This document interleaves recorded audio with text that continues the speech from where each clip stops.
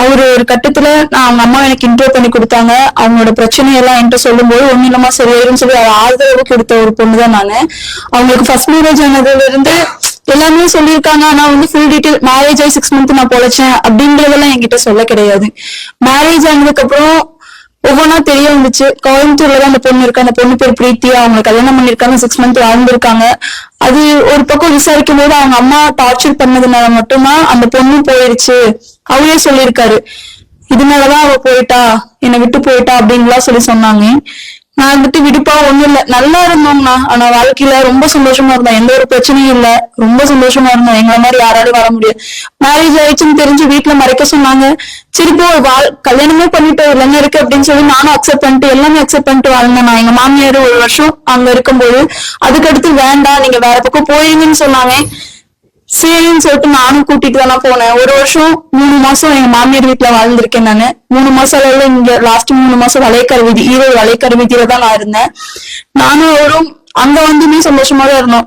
இந்த குடிப்பழக்கத்துக்கு எப்படி அடிமையானார்னா, என் மாமியார் கல்யாணத்துக்கு முன்னாடி அவர் சம்பாரிச்சுட்டு வந்தாருன்னா, உனக்கு உடம்பு சலுப்பா இருக்கான்னு சரி கேட்கும் போதெல்லாம் சரி ராகுல் வாங்கிக்கோ, சரி குடிச்சுக்கோ அப்படின்னு சொல்லி கொடுத்து காசு கொடுத்து வீட்லயே வாங்கிட்டு குடிக்க வச்சு பழகினதுதான் இந்த பழக்கம். அது ரொம்ப காலப்போக்கில் அதிகமாயிருச்சு.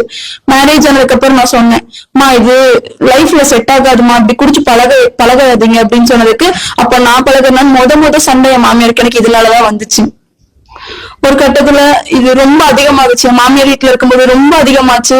என் மாமியாரையும் மீறி கேள்வி கேட்கும் போது அவங்களையும் போட்டு சித்திரவதை பண்ணாரு, என்னையும் அடிச்சாரு. அதெல்லாமே அக்செப்ட் பண்ணிட்டு வாழ்ந்தேன்னா ஒரு கட்டத்துல சொல்லணும்னு நான் இங்க வந்தேன். அது இப்ப இருக்க அதிகமாயி ரொம்ப ப்ரெஷர் ஆக ஆரம்பிச்சு, ரொம்ப அடிக்க ஆரம்பிச்சிட்டாரு. நான் அதையும் அக்செப்ட் பண்ணிட்டு இருந்தது. இப்ப பொங்கலுக்கு எங்க அம்மா வீட்டுக்கு வந்ததுக்கு அப்புறம் தான் இந்த பிரச்சனையே ஆச்சு. நல்லாதான் இருந்தோம். நான் வாழ்க்கையில ரொம்ப சந்தோஷமா இருந்தோம். அது தெரியாதுன்னா நான் கூடுதல் கோவில்ல தான் ஆச்சு. பவானி கூடுதல் கோவில்ல தான் மேரேஜ் ஆச்சு அவருக்கு. அவங்க இப்ப போய் இயர்ஸ் வைஸ் இருக்கா. நான் 6 months வாழ்ந்திருக்காங்கண்ணா. எனக்கு 1.5 வருஷம் ஆகுதுங்கண்ணா.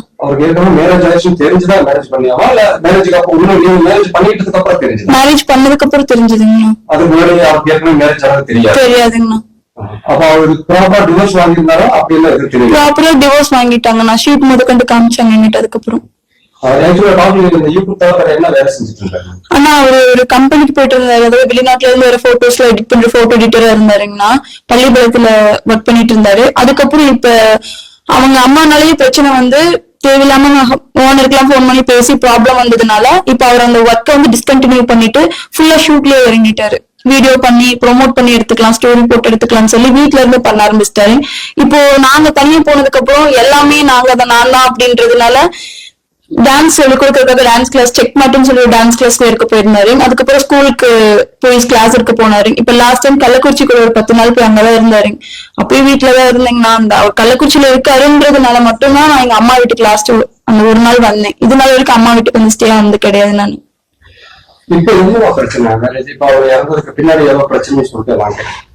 ஒரு பிரச்சனையும் இல்ல, நான் நல்லாதானா இருக்கோம். ஒரு குடிப்பழக்கத்துக்கு ஆரம்பத்துல இருந்து அடிமையாக்குறதுனால ரொம்ப குடிக்க ஆரம்பிச்சிட்டாருன்னா, குடிச்சு அவரு மேலேயே கோவப்படுறது, எதுக்கு எடுத்தாலும் கோவப்படுறது, அந்த மாதிரி கோவப்பட்டதுனாலதான் இந்த பிரச்சனையே. ஆனா நான் எங்க அம்மா வீட்டுலதான் இருந்தேன். அவரு என்னைய பார்க்க வரேன்னு சொல்லி கூட பாத்துட்டு தான் போனாரு. லாஸ்ட் டைம் சண்டை போடவும் சரிப்பா நான் இங்க இருக்கேன், திங்கட்கிழமை அடுத்த நாள் மாலை போடுறதா இருந்துச்சுங்கண்ணா. அவரு மாலை போடுறேன்னு சொல்லி இருந்தாரு. சரிப்பா நீ சண்டை போடாத, நீ மாலை போட்டு அம்மா வீட்டுக்கு வா, அம்மா கூட்டோ பேசிக்கலாம், நீ குடிக்காதன்னு சொல்லிட்டு வந்தேன். வர வழியில இப்படி ஆயிடுச்சு. அவங்க அப்பாட்ட கூட லாஸ்டா பேசினதுக்கு அவங்க அப்பா கூட எங்க மாமனார் எனக்கு ஃபுல் சப்போர்ட்டுங்கண்ணா. நான் என்ன சொன்னாலும் உடுத்தன்மையிலும் ஒன்னாகாது, பாத்துக்கலாம், சரியாயிடும் சொல்லி ஒரு பிரச்சனையும் இன்னைக்கு நடக்குதுன்னா அந்த நாள் நைட்டே போன் பண்ணி புலம்புவேன். மாமா இப்படி ஆயிடுச்சு, மாமன் கூட கூப்பிடுவேன், அதிகமா டாடி பாண்டா கூப்பிடுவேன். இப்படி ஆயிடுச்சுன்னு என்ன பண்ணட்டும், நானு என்ன இப்படி போட்டு படுத்துறானே, சொல் பேச்சு கேட்கறானே அப்படின்னு சொல்லிட்டு புலம்புவேன். சரியா என்ன மாதிரி யாரும் பாத்துக்கிட்டு 2 பேருமே சொல்லியிருக்காங்க. இப்ப எல்லாமே எனக்கு கை விட்டுட்டாங்க, எல்லாருமே விளக்கிட்டாங்க. அவர் இறந்தது கூட பக்கத்துல நெருங்க விட மாட்டேங்கிறாங்க. எங்க மாமி அத்தனை வார்த்தை பேசுறாங்கண்ணா. நான் அவ்வளவு பாத்துக்கிட்டேன்னா, நானும் அவள் இந்த மாதிரி இருந்தது இல்லைண்ணா. நானா அவருக்கு ரொம்ப இஷ்டம்னா. உண்மையாலுமே எங்க போனாலும் சொல்லிட்டே போனா என் கூடவே வருவானா. இப்ப இறந்ததுக்கு அப்புறம் உன்னை பாக்குற கூட விடலன்னு சொன்னாங்க, என்ன பிரச்சனை? அண்ணா நாங்க எரிச்சிடலாம்னு சொன்னோம்னா அவரு போஸ்ட்மார்ட்டம் பண்ணிட்டாரு, அப்படியே வச்சா நல்லா இருக்காது அப்படின்னு சொல்லி எரிச்சிடலாம் தானே சொன்னேன். எங்க மாமியாருக்கு அதுதான் விருப்பம். ஆனா எங்க மாமியார் வந்து அவங்களோட தாட் படி அவங்க வந்து எரிக்கிற மாதிரி இருந்ததுன்னா அந்த இடத்துல சீர் சடங்கு பண்ணா நான் தான் ஒய்ஃப் எல்லாத்துக்கும் தெரிஞ்சிடும் சொல்லி அது வேண்டாம்னு சொல்லி அல்லாமின் தர்கால வச்சு பண்றேன்ட்டு போயிட்டாங்க. அங்க பண்ணதுனால அழுக கூடாது, தொட்டு கும்பிடக்கூடாதுன்னு சொல்லி நிறைய ரூல்ஸ் போட்டு ஒரு ஓரமா நிக்க வச்சு நிறைய வார்த்தை பேசிட்டாங்கண்ணா. என்ன பண்றதுன்னு தெரியாம அதே எடுத்தாங்கன்னா கல் நெஞ்ச மாட்டம் நின்னுட்டு கிடந்தா. கடைசியா என் பக்கம் எல்லாம் திருப்பி எல்லாத்துக்கும் தெரியுமா நாங்க 2 பேரும் எப்படி இருந்தோம் அப்படின்றது. பசங்கள் இருந்து எல்லாத்துக்குமே தெரியும். இப்போ அதாவது மருமகள் மாமியார் ஏத்துக்க மாட்டேங்கிறாங்க, வெளிப்படுத்திக்கவும் மாட்டேங்கிறாங்க. இருக்கும்போது வந்து பையனை குறை சொல்றது எல்லாமே பண்ணலாங்க. அப்பயுமே அவன் அப்படி சொல்லாதீங்க, ஒரு கட்டத்துல நல்லபடியா வருவான், வேலைக்கு போகாத குத்தி காமிச்சு ஒவ்வொன்றும் எங்க வீட்டுக்காரர் சொல்லும் போதெல்லாம் சரியாயிரும் அவருக்கு நான் ஆறுதல் கொடுத்துட்டு இருந்தேன். எங்க மாமியார் அவ்வளவு டார்ச்சர் பண்ணாங்க, அப்படின்னு அக்செப்ட் பண்ணிட்டு தான் இருந்தாரு.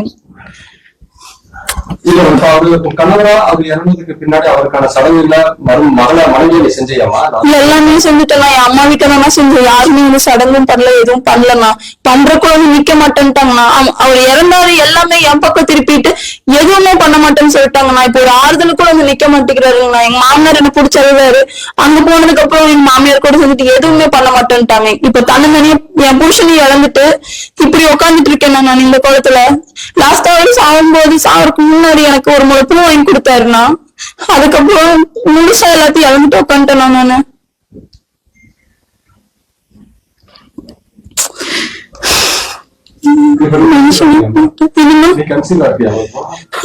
கன்ஃபார்ம் ஆக போகுதுங்கண்ணா. அதையுமே சொன்னாருங்க, எங்க மாமனார்ட்ட தான் சொன்னேன்.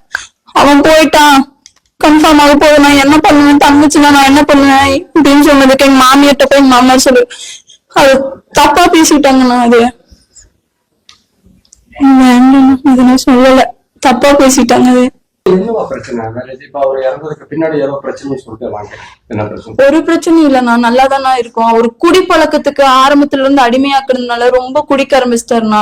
குடிச்சு அவரு மேலேயே கோவப்படுறது, எதுக்கு எடுத்தாலும் கோவப்படுறது, அந்த மாதிரி கோவப்பட்டதுனாலதான் இந்த பிரச்சனையே. ஆனா நான் வந்து எங்க அம்மா வீட்டுலதான் இருந்தேன்.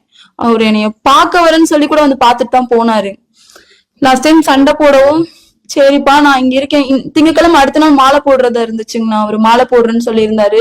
சரிப்பா நீ சண்டை போடாத, நீ மாலை போட்டு அம்மா வீட்டுக்கு வா, அம்மாவை கூட்டு வா, பேசிக்கலாம், நீ குடிக்காதன்னு சொல்லிட்டு வந்தேன். வர வழியில இப்படி ஆயிடுச்சு. அவங்க அப்பாட்ட கூட லாஸ்டா பேசினதுக்கு அவங்க அப்பா கூட எங்க மாமனார் எனக்கு ஃபுல் சப்போர்ட்டுங்கண்ணா. நான் என்ன சொன்னாலும் உடுத்தங்கமையில ஒன்னாகாது, பாத்துக்கலாம், சரியாயிரும் சொல்லி ஒரு பிரச்சனையும் இன்னைக்கு நடக்குதுன்னா அந்த நாள் நைட்டே போன் பண்ணி புலம்புவேன். மாமா இப்படி ஆயிடுச்சு, மாமான்னு கூட கூப்பிட மாட்டேன், அதிகமா டாடி பான் தான் கூப்பிடுவேன். இப்படி ஆயிடுச்சுப்பா என்ன பண்ணட்டும் நானு, என்ன இப்படி போட்டு படுத்துறானே, சொல் பேச்சு கேட்கறானே அப்படின்னு சொல்லிட்டு புலம்புவேன். சரியாயிண்டா என்ன மாதிரி யாரும் பாத்துக்கிட்டது 2 பேருமே சொல்லியிருக்காங்க. ஆனா இப்ப எல்லாமே என்னை கை விட்டுட்டாங்க, எல்லாருமே விளக்கிட்டாங்க. அவர் இறந்தது கூட பக்கத்துல நெருங்க விட மாட்டேங்கிறாங்க. என்ன எங்க மாமி அத்தனை வார்த்தை பேசுறாங்கண்ணா. நான் அவ்வளவு பாத்துக்கிட்டேன்னா நானும் அவள் இந்த மாதிரி இருந்தது இல்லைண்ணா. நானா அவருக்கு ரொம்ப இஷ்டம்னா, உண்மையிலுமே எங்க போனாலும் சொல்லிட்டே இருப்பானா, என் கூடவே வருவானா. இப்ப இறந்ததுக்கு அப்புறம் உன்னை பாக்குற கூட விடலன்னு சொன்னாங்க, என்ன பிரச்சனை? அண்ணா நாங்க எரிச்சிடலாம்னு சொன்னோம்னா அவரு போஸ்ட்மார்ட்டம் பண்ணிட்டாரு, அப்படியே வச்சா நல்லா இருக்காது அப்படின்னு சொல்லி எரிச்சிடலாம்னு தானே சொன்னேன். எங்க மாமனாருக்கு அதுதான் விருப்பம். ஆனா எங்க மாமியார் வந்து அவங்களோட தாட் படி அவங்க வந்து எரிக்கிற மாதிரி இருந்ததுன்னா அந்த இடத்துல சீர் சடங்கு பண்ணா நான் தான் ஒய்ஃப் எல்லாத்துக்கும் தெரிஞ்சிரும்னு சொல்லி அது வேண்டாம்னு சொல்லி அல்லாமின் தர்கால வச்சு பண்றேன்ட்டு போயிட்டாங்க. அங்க பண்ணதுனால அழுக கூடாது, தொட்டு கும்பிடக்கூடாதுன்னு சொல்லி நிறைய ரூல்ஸ் போட்டு ஒரு ஓரமா நிக்க வச்சு நிறைய வார்த்தை பேசிட்டாங்கண்ணா. என்ன பண்றதுன்னு தெரியாம அதே இடத்துல கல் நெஞ்ச மாட்டம் நின்னுட்டு கிடந்தேன். கடைசியா என் பக்கம் எல்லாம் திருப்பி எல்லாத்துக்கும் தெரியும்னா நாங்க 2 பேரும் எப்படி இருந்தோம் அப்படின்றது. பசங்கள் இருந்து எல்லாத்துக்குமே தெரியும்.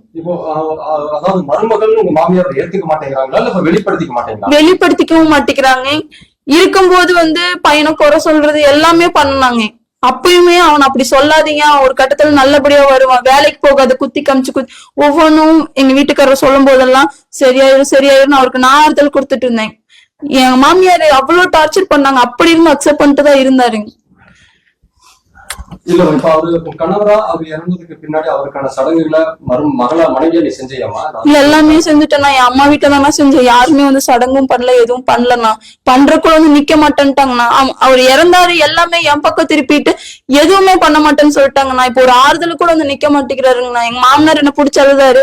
அங்க போனதுக்கு அப்புறம் எங்க மாமியார் கூட சேர்ந்துட்டு எதுவுமே பண்ண மாட்டேன்ட்டாங்க. இப்ப தன்னந்தனியா என் புருஷனையும் இழந்துட்டு இப்படி உட்காந்துட்டு இருக்கேன் நான் இந்த கோலத்துல. லாஸ்டா அவரு சாவருக்கு முன்னாடி எனக்கு ஒரு முளை பூ வாங்கி கொடுத்தாருண்ணா. அதுக்கப்புறம் முழுசா எல்லாத்தையும் இழந்துட்டு உட்காந்துட்டேன் நானு.